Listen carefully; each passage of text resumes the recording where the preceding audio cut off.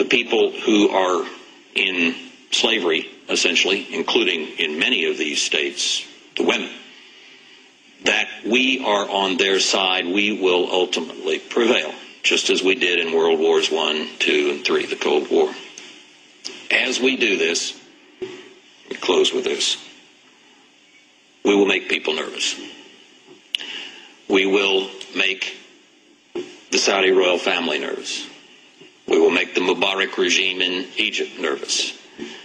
And if we succeed in freeing Iraq and then begin to turn our attention to the Syrias and the Libyas and the other rogue states and exert pressure for them to change, the Saudi royal family and the Mubarak regime will come to us and they'll say, we're very, very nervous.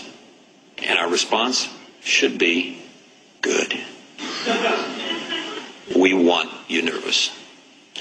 We want you to realize that now, for the fourth time in 100 years, this country and its allies, its democratic allies, are on the march.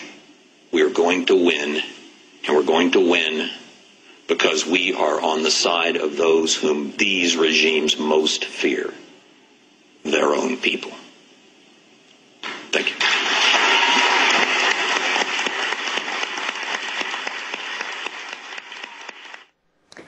طيب أستاذ مصطفى، اتكلمنا على عناصر المؤامرة. كلام واضح ومحدد أنه يريد أن يجعل من نظام مبارك نظام متوتر، ونظام العائلة السعودية الحاكمة في المملكة العربية السعودية أن تكون أيضا هي الأخرى متوترة، وأن يأتوا ليزحفوا إلى الولايات المتحدة الأمريكية، وأن الطريق سوف يمضي باتجاه سوريا وليبيا، نفس المخطط الذي نراه الآن على أرض الواقع. بقول 3 قوى من بينها قوة التيار الإسلامي.